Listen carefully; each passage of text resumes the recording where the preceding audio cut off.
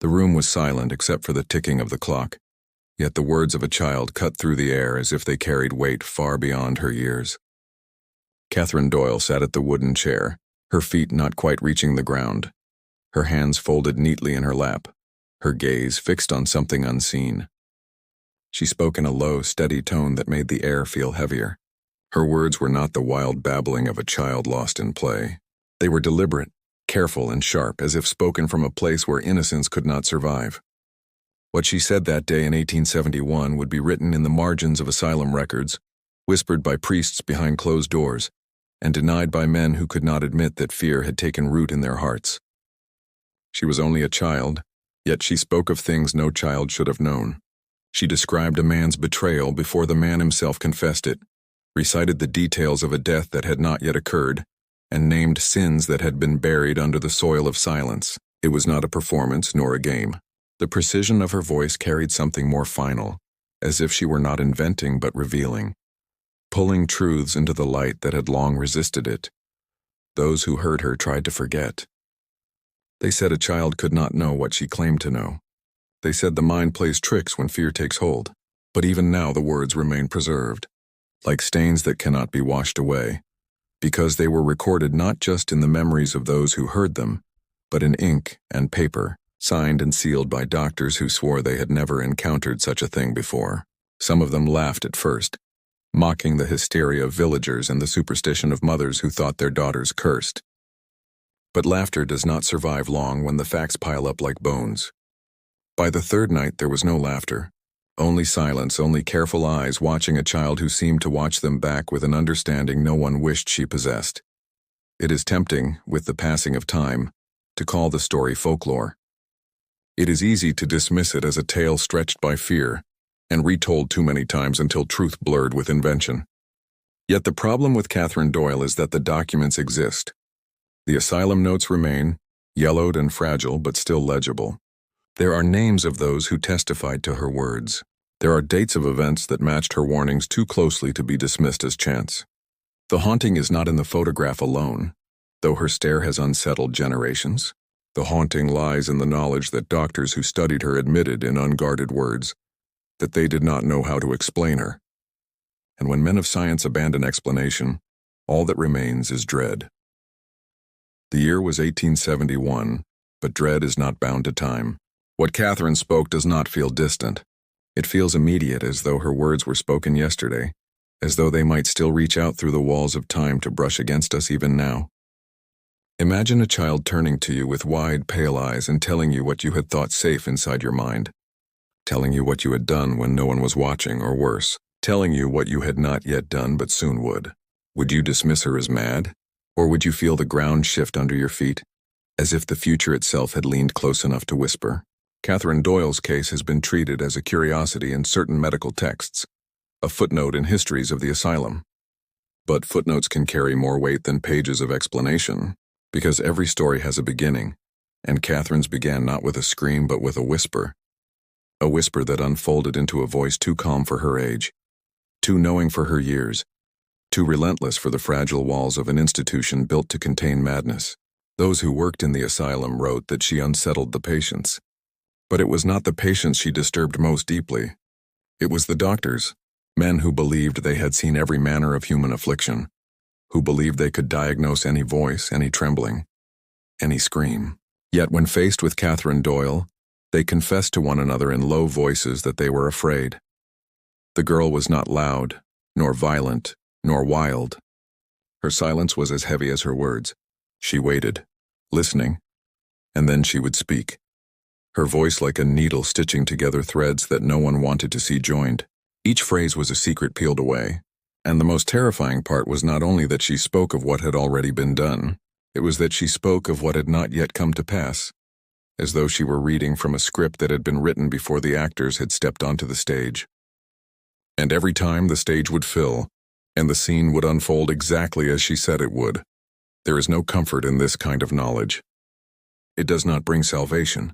It does not bring justice. It brings only fear, because if a child can know what is hidden and what is yet to happen, then it means there are no safe places, no private corners, no unmarked futures. It means that everything is already known, already exposed, already waiting to be spoken aloud. That is why Catherine Doyle still unsettles those who dare to remember her.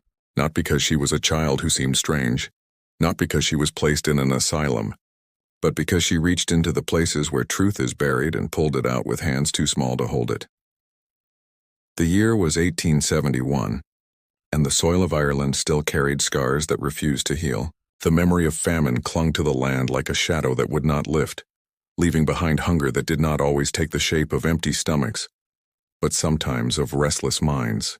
Villages were built on whispers, on fear of curses, on suspicion of anyone who strayed too far from the ordinary. Faith was a shield for some, a weapon for others, and silence was often the only way to survive. In such a place, a child who spoke out of turn was dangerous enough. A child who spoke things that could not be known was unbearable. Catherine Doyle was born into one of these small villages, in a farmhouse set apart from the main road, where smoke rose from chimneys in the evenings and the field stretched into mist at dawn. Her family was not wealthy nor utterly destitute. They lived in the uneasy balance that so many rural families endured. Enough food to live, but never enough to feel safe. Her father labored in the fields and grew hard with work, while her mother tended the house, keeping close to her children with the quiet desperation of someone who feared what might come if she loosened her grip. There was nothing remarkable about the family, nothing to mark them as cursed or blessed until Catherine began to speak. In the earliest years, her words carried no alarm. She spoke less than other children, preferring to watch, her eyes large and fixed on those around her as if she were memorizing the details of their lives. She would sit near the fire, listening as adults spoke, and though she did not interrupt, she seemed to gather everything into herself. When she finally did speak, her voice was quiet, steady, unnervingly precise. Her parents thought her simply thoughtful, a girl who absorbed more than she let out. But there were moments, small at first, when what she said unsettled them. She mentioned a neighbor's private quarrel, though she had not been present. She asked about a missing object in the village before anyone had noticed it was gone. Her parents hushed her, told her not to repeat such things, but she did not argue. She only looked back at them with eyes that seemed too old for her face. The village carried old beliefs that never faded, no matter how many sermons were preached from the pulpit. A child who spoke strangely could be considered touched by God or tainted by something darker. Families feared shame as much as sin, and whispers spread faster than truth. Catherine's family tried to protect her, insisting she was only imaginative, that children often repeated things they should not. But the more they tried to explain her, the less people believed them. A child might repeat what she overheard, but a child did not describe deaths in detail days before they happened. A child did not call out hidden betrayals with the accuracy of a confession. It was not long before her mother began to live in a state of constant dread.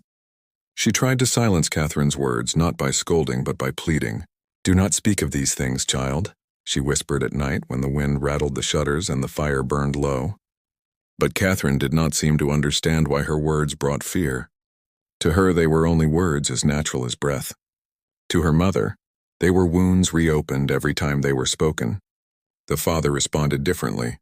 Where the mother trembled, the father grew stern, angry even, his pride wounded by the way neighbors looked at him with suspicion. A man could endure many burdens, but to be called the father of a cursed child was too much. He tried to beat the strangeness out of her once, but it only left him shaken. She did not cry, she did not beg. She simply looked at him with those pale, steady eyes, and he never raised his hand again. By the time Catherine reached the age of 7, she had already become a figure of unease in the village. Children avoided her. Mothers crossed themselves when she walked past. Men whispered that she should be sent away before something worse happened. The priest was summoned, as priests always were in such matters, to determine whether her words were madness, possession, or something else entirely. He visited the family, spoke to Catherine, listened as she calmly told him things she could not have known. He left unsettled, his silence heavier than any explanation he might have offered. He did not call her possessed, but he did not call her innocent either. He only advised the parents to watch her carefully, to pray, and to keep her from wandering too far into the village. It is important to remember the world she lived in. The asylum was not seen as a place of healing, but of containment. Those who entered its walls were rarely freed again, and the ones who worked there viewed their patients as specimens to be studied, rather than souls to be tended. To a family desperate to rid themselves of shame, the asylum became an option whispered about in secret. Her mother resisted the thought, clinging to her child even as fear gnawed at her heart, but the father's patience eroded, worn thin by the stares of neighbors and the murmurs that followed him wherever he went. By the winter of 1871, the decision was made. Catherine would be taken from her home, placed behind the walls of the asylum, and entrusted to men who believed they understood the human mind better than the families who lived in fear of it. The carriage that carried her away was remembered by some in the village. They said Catherine did not struggle. She did not cry. She sat in silence, her hands folded in her lap, her gaze fixed on the horizon. Her mother wept, clutching a handkerchief until it tore, while her father stood stone-faced, watching the wheels turn and the distance widen. What none of them knew was that her presence would not be forgotten in the village. And what the asylum doctors did not know was that they were about to inherit a child whose voice would tear at their own sanity, leaving them with questions they would never be able to answer. The year was 1871, and Catherine Doyle was about to enter a place where silence was supposed to be enforced, where secrets were locked away. But Catherine was not meant for silence. She was meant to speak, and what she spoke would not fade. It would burn itself into the memory of every man and woman who listened, until they too began to fear the sound of a child's voice.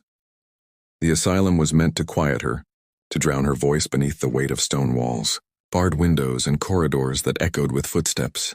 But Catherine did not fade into silence when she entered. She became louder in the only way that mattered.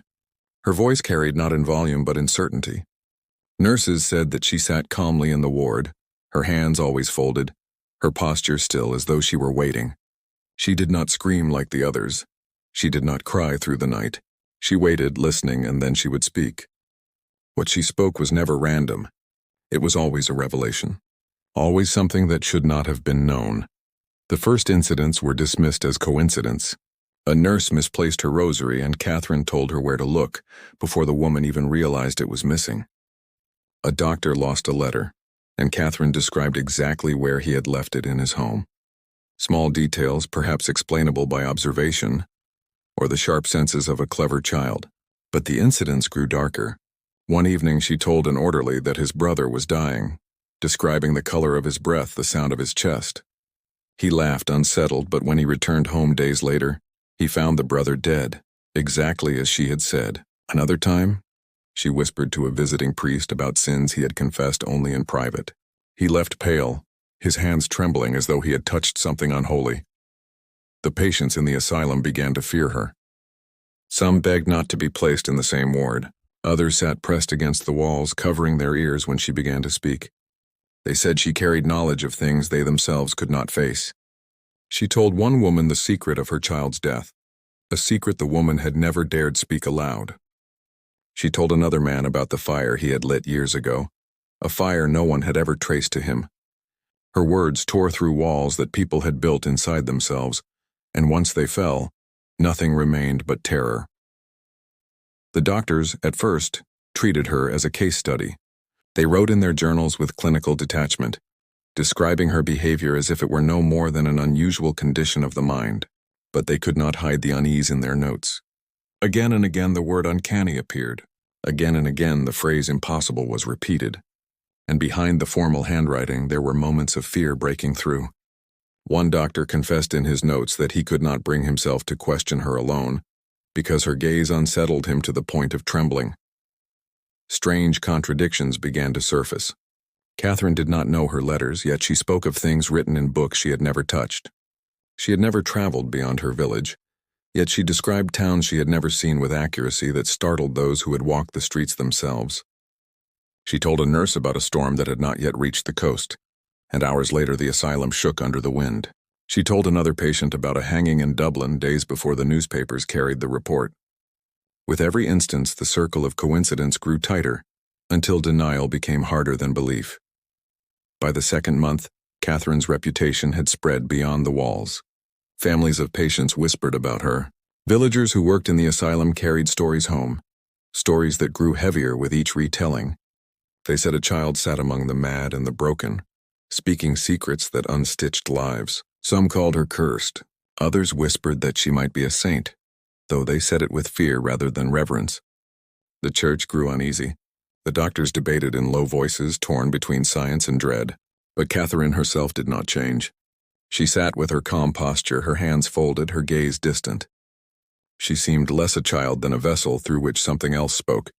The turning point came one evening during supper, when Catherine's voice cut through the noise of the dining hall. She spoke not to a nurse, not to a patient, but to the chief physician. She told him, in a flat and steady tone, about the child he had fathered in secret, the one buried in an unmarked grave. She described the grave in detail, the slope of the land, the stones piled nearby. The man froze. His spoon clattered to the floor. The hall grew silent. No one knew what to say, but the truth was visible in his face, written in the collapse of his composure. He left the hall that night without a word, and though he returned to his duties, he was never the same again. After that night, the doctors no longer spoke of coincidence. They spoke of danger, but the danger was not one they could confine. Restraints could not silence her. Locked doors could not contain what she knew. She was not violent, yet she tore through the asylum with her words alone, and the damage she caused was deeper than bruises or broken bones. She broke certainty. She broke privacy. She broke the illusion that anything could remain hidden. Some of the staff began to refuse assignments near her. One nurse feigned illness rather than sit by her bed. An orderly quit his position entirely, saying he would rather starve than endure her gaze. Even among the patients, there were whispers that she was not one of them, that she belonged to something beyond human understanding. Yet the asylum kept her, writing their notes, recording her words, trying to fit her into the language of medicine. The more they wrote, the more the records became evidence of their own fear. The buildup was slow, relentless, like a storm gathering at the horizon. With each revelation, the tension thickened. With each secret spoken, the air in the asylum grew heavier. And all the while, Catherine remained calm, as if none of it belonged to her, as if she were merely passing along messages written somewhere no one else could see. It was this calmness that terrified the most. Madness could be dismissed. Hysteria could be treated, but certainty could not be undone. By the time spring came, no one in the asylum doubted that something unnatural surrounded Catherine Doyle. The only question was how far it would reach, and what price would be paid for listening to the voice of a child who spoke secrets no one should know. The asylum prided itself on keeping records. Every incident, every symptom, every whispered word of a patient was captured in ink and bound into volumes that lined the shelves of the administrator's office. It was through these records that Catherine Doyle's case became more than a story. It became evidence. A child's words were easy to dismiss when carried only by rumor, but when those words were written down by men who had spent their lives dissecting madness, they carried a weight that could not be shrugged away. It is in these notes, preserved on yellowing paper, that the unsettling clarity of Catherine's voice survives. Doctors described her not as hysterical, not as delusional, but as consistent. She did not stammer when she spoke. She did not seem confused or frightened by the weight of her words. Her tone was measured, calm, steady. She was, as one physician wrote, a child who speaks as though repeating lines from a script already written. What disturbed them most was not only the content of what she said, but the lack of hesitation in her delivery. Madness, they argued, often carried with it fragmentation, a chaos of thought spilling out without order. Catherine's words had no such disorder. They were deliberate, unshaken, and precise. The testimonies of those who encountered her became darker with each entry. One nurse wrote that Catherine told her of a miscarriage she had hidden years ago, one her husband never knew of. The girl described the night, the blood, the place in the field where the woman had buried the remains. The nurse collapsed in tears, unable to return to duty for days. Another orderly recorded that Catherine had whispered to him about the way his father had died. Details no one could have known, details that made him retch into a basin until his body shook. The entries began to resemble not medical reports but confessions, each staff member leaving a piece of their own fear inked into the file. There were drawings as well. Catherine did not know how to write beyond the clumsy letters of a child, but she drew with a strange intensity. Pages were filled with images that unsettled the staff, crude depictions of coffins, faces twisted in expressions of agony, houses marked with symbols no one recognized. One sketch in particular drew attention. a map-like scrawl of a stretch of countryside near Dublin, with a small X marked in the margin. Weeks later, a body was discovered in that very place, a missing woman whose disappearance had been whispered about but never solved. The discovery was noted with care in her file, but no doctor dared to claim it was proof of anything beyond coincidence. Yet the coincidence weighed heavier with each repetition. Attempts were made to explain her condition in terms acceptable to science. Some argued that she was observant to an extraordinary degree, picking up on details others missed. Others suggested she had overheard confessions whispered by staff or patients, repeating them at opportune times. But these explanations fell apart under scrutiny. How could she have known about a death before it occurred? How could she have described places she had never seen with such accuracy? One physician suggested that she might have inherited memory, that traumas buried in the bloodline could surface in the minds of children. Another scoffed, proposing that she suffered from a form of childhood hysteria, her imagination twisted by the grief of her family. Yet even these theories did not satisfy. None of them could account for the calmness of her eyes, the precision of her words, the inevitability of her revelations. Artifacts linked to her case complicate the matter further. A small collection of objects remains preserved in archives, her sketches, a scrap of cloth with strange markings she insisted on keeping, and fragments of transcriptions made by doctors who recorded her exact phrases. One phrase in particular was repeated across multiple entries. "It is already written." The doctors asked her what she meant, but she offered no explanation. She simply repeated it, sometimes in response to questions, sometimes unprompted, as though the words themselves were an answer that required no elaboration. Experts who studied the case in later years came away divided. Psychologists described her as an example of childhood pathology, an imagination fueled by repression and superstition. Paranormal investigators claimed she was a vessel, a medium through which knowledge beyond human understanding passed. Historians noted that such children often emerged in times of crisis, when fear made communities receptive to the uncanny. But none of these perspectives erased the unease carried by those who had faced her directly. Their testimonies remained consistent, unshaken by time. Catherine Doyle knew things she should not have known. The contradictions only deepened as the investigation continued. A priest who attempted to test her asked her to recite prayers. She did so without error, her voice flat and unwavering, yet he noted in his report that her eyes never closed, not even in reverence. He wrote that he felt as though the words were spoken by someone who did not believe them, or perhaps by someone who knew something beyond belief. A doctor tried to catch her in falsehoods by asking about fabricated events. She did not respond, only stared at him in silence until he grew uncomfortable and ended the session. When pressed with questions, she seemed unwilling to answer. She withdrew into silence, her gaze heavy but her lips sealed, as though reminding them that she spoke not at their command but at her own choosing. It is this selectiveness that haunts the record most of all. Catherine did not speak constantly. She spoke when she wished, and what she spoke carried weight. She seemed to know what would wound, what would break, what would reveal. And when she spoke, her words aligned with truth in ways that could not be dismissed as invention.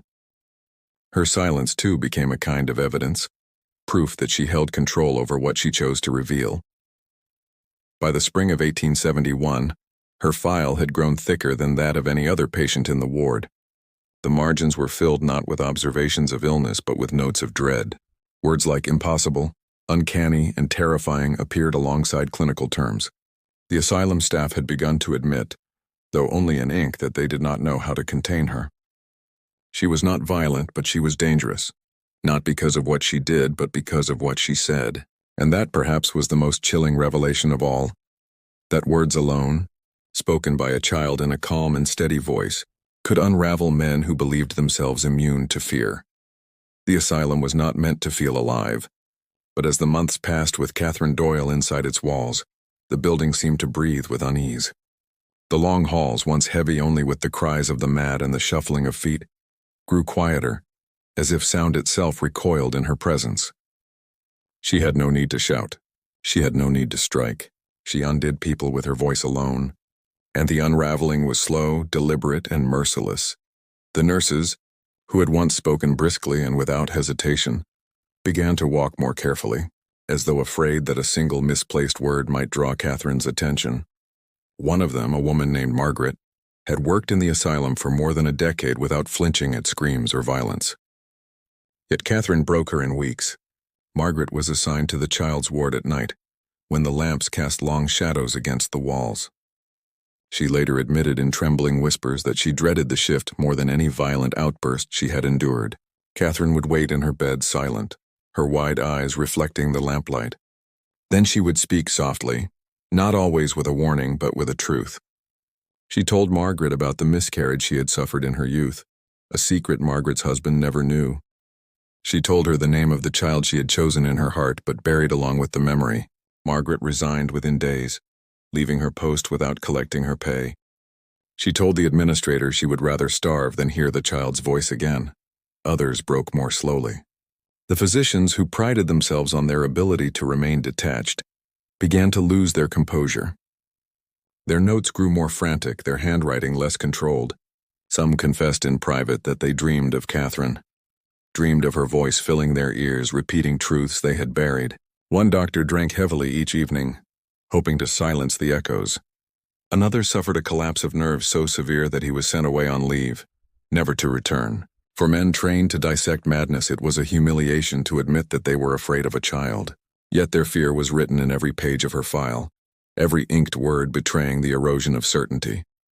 Her fellow patients were no less tormented. Some believed she was sent to punish them, to drag their sins into the open.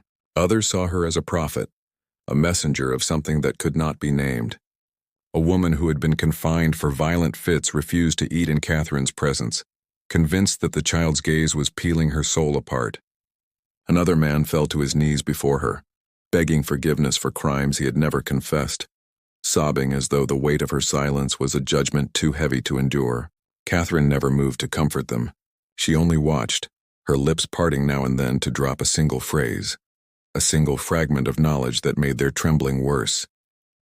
But the deepest wound was not in the staff or the patients. It was in her mother. Though Catherine had been placed in the asylum, her mother continued to visit, clinging to the hope that her daughter might return home. Each visit broke her further.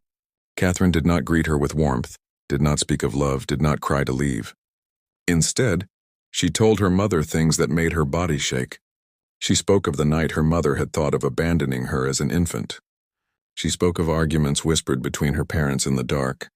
She even described a hidden illness that would later claim her mother's life, predicting the wasting away before the first signs appeared. With each visit, her mother left paler, her hands trembling, her voice hollow. By the final visit, she collapsed into her husband's arms, whispering that their daughter was no longer theirs, that something else had claimed her. The father bore the torment differently. He grew harder, colder, insisting that Catherine was nothing but a curse, a punishment upon their house. Yet even he could not resist the erosion. When Catherine spoke his name one night, repeating a lie he had told in his youth, a lie he believed no one knew, his face went white. He never returned to see her again. He abandoned the visits, leaving the mother to carry the burden alone. Within the asylum, paranoia spread like infection.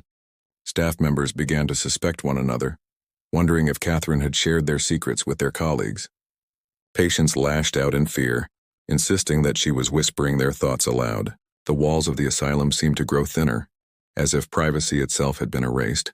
Catherine's presence made silence dangerous, because silence could be broken at any moment by her steady voice, and once broken it could never be restored. For Catherine herself, the change was visible but quiet. She had once been a child with a stillness that seemed unnatural, but as time passed, her stillness became emptiness. She no longer played, no longer sought comfort, no longer wept when left alone. Her eyes grew distant, as though she were looking past the walls, past the people, into some place none of them could see. When she spoke, it was not with the tone of a child trying to impress or frighten. It was with the calm inevitability of someone who believed her words belonged not to her, but to something larger. Her face carried no joy, no anger, no fear. It carried only the pale reflection of knowledge too heavy for her age. Some tried to argue that she was only a victim, a girl shaped by fear and imagination.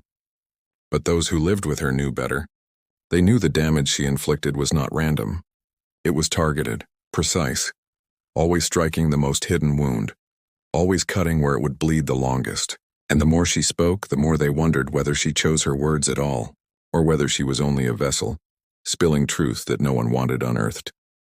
By the summer of 1871, the asylum was a place of dread, not because of violence, not because of illness, but because of the voice of a single child. She had undone the staff, broken the patients, destroyed her family's hope, and left behind an emptiness that grew heavier with each passing day. Her words had become more than sound. They had become a force, and no one knew when the next revelation would come, or who it would destroy. By the end of that year, Catherine Doyle was no longer seen as only a patient. She had become a subject, a problem to be studied, a mystery to be contained. The asylum could no longer hide the truth of her presence. Too many records had been written, too many testimonies had been given. Whispers had leaked into the surrounding towns, carried by staff who resigned but could not stop themselves from repeating what they had heard. The administrators, cornered by their own notes, called for investigation. What began as routine inquiries grew into something larger, a conflict between science, faith, and superstition, each desperate to claim an explanation for the child who spoke secrets no one should know. The physicians were the first to take their turn. They approached Catherine as they would any case, with cold instruments and sharper questions. They attempted to chart her mind, testing her memory, her reflexes, her capacity for invention. One doctor recorded that he deliberately lied to her, creating false events to see if she would accept them. She did not. Instead, she grew silent, staring at him until he broke off the experiment, unnerved by the weight of her gaze. Another physician argued that she must have overheard details, piecing them together with a clever child's imagination. Yet this theory collapsed when Catherine began to speak of events far beyond her reach, describing crimes hidden across counties, deaths that occurred in towns she had never seen. Some doctors proposed more elaborate explanations. One claimed she was a savant, her mind capable of storing and connecting fragments of information in ways that seemed unnatural, but were, at their core, only heightened human ability. Another suggested the possibility of hysteria, that Catherine was the product of a mother's nerves and a father's silence, a child broken by neglect and superstition. Yet each of these theories fell apart against the precision of her words. Madness rarely carries consistency. Savants display brilliance in specific skills, not in knowledge of sins buried in the hearts of strangers. And hysteria cannot predict deaths before they occur. The church was summoned next, and their response was colder still. Priests arrived with holy water and prayers, convinced that Catherine's knowledge was a sign not of human ability but of possession. They questioned her under candlelight, pressing her to recite psalms, to denounce the devil, to confess her soul to God. Catherine did as they asked. She spoke the prayers flawlessly, her voice level but her eyes never closed. Her tone carried no reverence. When asked if she feared the devil, she only answered with the same phrase she had spoken before. "It is already written." The priests left unsettled. They did not proclaim her possessed, for possession was loud and violent. Catherine was neither. But neither did they declare her innocent. Instead, they warned that she should not be left unguarded, that something beyond her was speaking through her lips, and that it was not for men to decide whether it was holy or damned. Outside the asylum, theories multiplied. Some whispered that Catherine had been born cursed, a child marked by famine, carrying in her body the memories of the dead who had starved before her. Others said she was the product of a bargain, that her parents had traded something sacred for survival, and Catherine was the price. There were even rumors that the British authorities took interest, that reports of her knowledge of unsolved crimes reached ears that wanted answers. A story spread of an investigator visiting in secret, asking Catherine about disappearances, only to leave without a word, his face pale and his notebook torn to shreds before he reached the carriage. Paranormal explanations grew alongside the scientific. Some claimed she was a medium, her small body no more than a vessel for the dead who clawed their way back to speak through her. Others said she was a reincarnated soul, carrying memories that belonged to lifetimes long gone. The most unsettling theory was that she was not drawing from the past at all, but from the future, as if her words were threads tugged from a script already woven. Those who believed this last theory began to treat her not as a child, but as a warning. A reminder that the future was not unknown, but already waiting, cold and inevitable. The asylum itself grew more divided with every attempt to explain her. Some staff clung to science, refusing to surrender to superstition. They argued that Catherine's knowledge must have an origin, that no child could simply know what she knew without cause. Others began to fear that their work itself was pointless, that Catherine represented a truth beyond human control, something that made both medicine and faith look like fragile illusions. The administrators, desperate for order, suppressed reports urging silence among their staff. But silence was already broken. Catherine's voice had reached too far. The investigations never found resolution. Doctors filed reports that contradicted one another. Priests left with warnings they did not dare to publish. Families whispered of her in the villages, telling stories that grew darker with each retelling, and all the while Catherine remained unchanged. She did not argue with their theories. She did not defend herself against their accusations. She sat with her hands folded, her eyes distant, her voice calm, and when she chose to speak, her words undid the strongest among them. By the close of the inquiries, 3 possibilities remained, each more unsettling than the last. The first was that Catherine was a child of extraordinary observation, her mind twisted into something uncanny by hunger, trauma, and isolation. The second was that she was touched by something beyond human understanding, a vessel through which knowledge, whether divine or damned, flowed. The third was left unspoken in most reports, written only in the margins of notes not meant to be read, that Catherine was proof the future itself was already sealed, that free will was an illusion, and that she was simply the mouth through which inevitability spoke. None of these explanations satisfied. None of them closed the file. Catherine Doyle remained a riddle, and the more they searched for answers, the deeper the dread became. Because every theory left one question untouched, a question that echoed louder than the rest.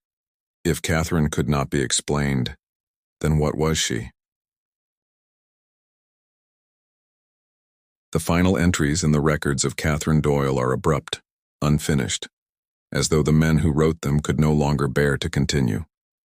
Her file, thick with testimonies and contradictions, does not end with resolution but with absence. One day she is there, described in steady ink, her words transcribed, her sketches noted. Then without warning the entries stop. No explanation is given, no record of transfer, no documentation of death, no account of release. She simply vanishes from the paper trail, erased as if she had been swallowed by the silence she had so often broken. For a child whose every word had been documented, the sudden silence of her file feels louder than all that came before. Some say she died quietly within the asylum, her body buried in an unmarked grave, her name lost among countless others who were locked away and forgotten. Others claim she was taken by the church, hidden from the world in the belief that she was too dangerous to remain among the living. There are darker whispers still, that she did not die and did not leave, that she remained inside those walls until the asylum itself was abandoned, and that even now her voice can be heard in the empty corridors, speaking secrets that no one should know. The truth is that no one can say for certain. Her name disappears from the asylum's ledgers. The local parish records list no burial, no ceremony. Her family fades from mention as well. Her mother is said to have died within a year, consumed by illness and grief. Her father withdrew from the village, never speaking of his daughter again. Neighbors remembered them only as a family, marked by something they could not name, a family broken not by hunger or war, but by the voice of a child who carried too much. And yet Catherine did not vanish completely. Her story survived in fragments carried through generations in whispers and half-remembered accounts. Old papers still preserve the reports of the doctors, their words heavy with fear they could not admit aloud. The sketches she drew, crude and unsettling, remain in collections that few dare to display, and in the village where she was born, stories of the Doyle child are still told, though never openly. Farmers speak of her when the nights are long and the wind rattles the shutters, when silence feels dangerous as if waiting to be broken. The haunting is not in the image of her face, though the photograph taken of her still unsettles those who see it. The haunting lies in the possibility that Catherine was not an aberration, that perhaps she was not the only one. If a child could know secrets not yet spoken, sins not yet confessed, deaths not yet occurred, then how many others have been silenced before their voices reached too far? How many names erased from ledgers? How many graves left unmarked? How many whispers buried under soil so the rest of us could continue believing in the safety of silence? It is easier to think of Catherine as unique, a singular case, a story closed by her disappearance. But her words leave no such comfort. Again and again she repeated the phrase that unsettled priests and doctors alike. It is already written. Not it will be written, not it may be written. Already written. As if everything, every breath, every betrayal, every death, had been fixed long before we reached it. As if Catherine was not predicting but remembering. And if that was true, if she was not seeing forward or backward but simply reading from what already existed, then all of us are only actors on a stage, reciting lines we cannot alter. That thought, more than anything else, is what lingered with those who heard her. Not just fear of her words, but fear of what her words meant. The asylum has long since fallen silent. Its halls stand abandoned, its windows shattered, its rooms filled with dust. But those who have walked through its ruins at night say the silence there does not feel empty. It feels heavy, as if something waits to be spoken. They say if you stand in the right corridor, where the walls are cracked and the air is still, you can hear the faintest sound from the voice of a child, steady and calm, whispering secrets you should never know. No one has ever stayed long enough to listen. Catherine Doyle remains an open wound in history, a name that leads to questions without answers, a voice that speaks even in silence. Her story is a reminder that some knowledge is not meant to be carried, that innocence can be twisted into something colder than malice, and that the future itself may not be as free as we pretend. Because if Catherine was right, if it is already written, then perhaps her story was never meant to end. Perhaps it is only waiting for the next child to speak. So the question lingers, heavier than the silence she left behind. What if some children are not born to live ordinary lives at all, but to remind us of what should never be known?